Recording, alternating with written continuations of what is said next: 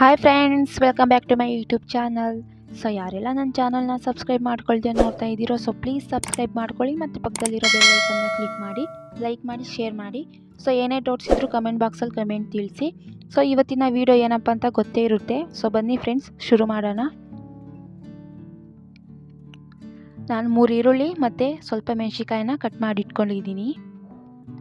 ಹಾಗೆ ಚಿಕನ್ ಮಸಾಲ, ಗರಂ ಮಸಾಲ ಮತ್ತು chilli powder, ಮತ್ತು ಒಂದು ಸ್ವಲ್ಪ ಉಪ್ಪು, ಟೇಸ್ಟಿಂಗ್ ಪುಡಿ, ಹಾಗೆ 2 ಮೊಟ್ಟೆ ತೊಗೊಂಡಿದ್ದೀನಿ.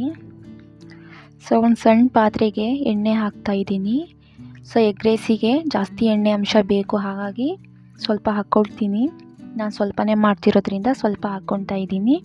ಸೊ ಇದು ಬಿಸಿ ಆದಮೇಲೆ ಕಟ್ ಮಾಡಿ ಇಟ್ಕೊಂಡಿರೋ ಮೆಣಸಿಕಾಯಿನ ಹಾಕಿ 1 ನಿಮಿಷ ಫ್ರೈ ಮಾಡ್ಕೊತಿದ್ದೀನಿ.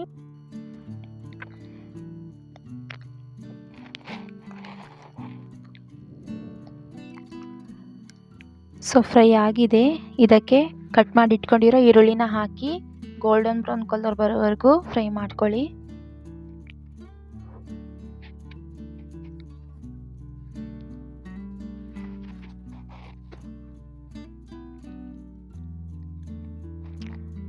ನೋಡಿ, ಫ್ರೈ ಆಗಿದೆ.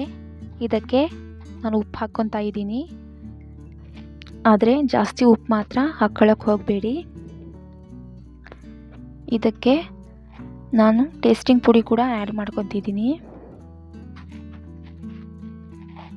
ಹಾಗೆ ಚಿಕನ್ ಮಸಾಲ, ಗರಂ ಮಸಾಲ ಮತ್ತು ಅಚ್ಚ ಖಾರದ ಪುಡಿ ಕೂಡ ಹಾಕ್ತಾಯಿದ್ದೀನಿ. ಹಾಕಿಬಿಟ್ಟು ಮಿಕ್ಸ್ ಮಾಡ್ಕೊಳ್ಳಿ.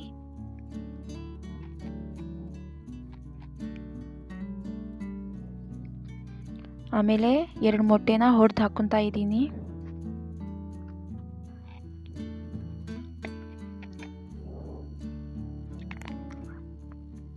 ನಿಮಗೆ ಮೊಟ್ಟೆ ಇನ್ನೂ ಬೇಕಂದರೆ ಇನ್ನೂ ಹಾಕ್ಕೋಬೋದು, ಏನೂ ಆಗಲ್ಲ.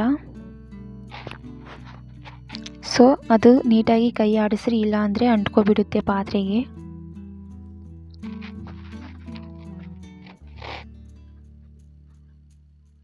ಹೀಗೆ ಕೈ ಆಡಿಸ್ತಾ ಇರಬೇಕು. ಸೊ ನೋಡಿ ಫ್ರೆಂಡ್ಸ್, ಆಗಿದೆ. ಸೊ ಫೈನಲಿ ನಾನು ಅನ್ನಕ್ಕೆ ಕಲಸಿಟ್ಕೊಂಡಿದ್ದೀನಿ. ಸೊ ಎಷ್ಟು ಚೆನ್ನಾಗಿ ಬಂದಿದೆ ನೋಡಿ ಫ್ರೆಂಡ್ಸ್, ತಿನ್ನೋಕ್ಕೂ ಕೂಡ ಅಷ್ಟೇ ಟೇಸ್ಟಿಯಾಗಿದೆ. 100% ನೀವು ಮನೇಲಿ ಇವತ್ತೇ ಟ್ರೈ ಮಾಡಿ, ತುಂಬ ಚೆನ್ನಾಗಿದೆ. ಸೊ ಪ್ಲೀಸ್ ನನ್ನ ಚಾನಲ್ನ ಸಬ್ಸ್ಕ್ರೈಬ್ ಮಾಡ್ಕೊಳ್ಳಿ ಮತ್ತು ಪಕ್ಕದಲ್ಲಿರೋ ಬೆಲ್ ಐಕನ್ ಕೂಡ ಕ್ಲಿಕ್ ಮಾಡ್ಕೊಳ್ಳಿ. ನಾನು ಯಾವುದೇ ವೀಡಿಯೋ ಪೋಸ್ಟ್ ಮಾಡಿದರೂ ಕೂಡ ನಿಮಗೆ ನೋಟಿಫಿಕೇಷನ್ ಮೂಲಕ ಬರುತ್ತೆ.